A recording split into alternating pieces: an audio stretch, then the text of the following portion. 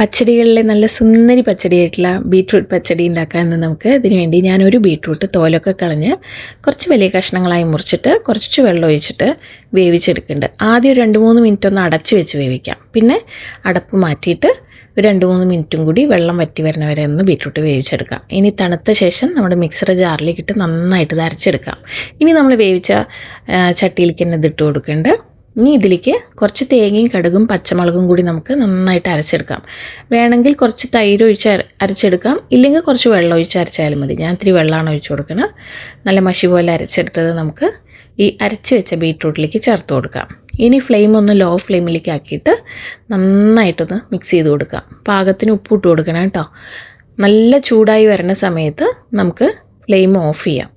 ഇത് നന്നായി തണുത്ത ശേഷം 1 കപ്പ് തൈര് അതിൻ്റെ കട്ടയൊക്കെ ഉടച്ച ശേഷം ഇതിലേക്ക് ചേർത്ത് കൊടുക്കാം. അവസാനം വെളിച്ചെണ്ണയിൽ കടുക്, കറിവേപ്പില, വറ്റൽമുളക് ഇതെല്ലാം കൂടി വറുത്തിടാം. അത്രയേ ഉള്ളൂ, നമ്മുടെ ബീട്രൂട്ട് പച്ചടി ഇവിടെ റെഡിയായി. പിന്നെ ബീട്രൂട്ടിൻ്റെ കളറ് നമുക്ക് മെയിൻറ്റെയിൻ ചെയ്യാൻ വേണ്ടിയിട്ട് ഒരു ടിപ്പ് എന്താണെന്ന് പറഞ്ഞാൽ കുറച്ച് പഞ്ചസാര നമ്മൾ ചേർത്താൽ മതി കേട്ടോ. വേവിക്കുന്ന സമയത്തോ അല്ലെങ്കിൽ ബീട്രൂട്ട് അരച്ചെടുക്കുമല്ലോ ആ സമയത്തോ. പിന്നെ ബീട്രൂട്ട് പച്ചടി ഉണ്ടാക്കുമ്പോൾ അതിലേക്ക് നമ്മൾ പുളി ഒട്ടുമില്ലാത്ത തൈര് തന്നെ ആഡ് ചെയ്യാണ് ഏറ്റവും നല്ലത് കേട്ടോ.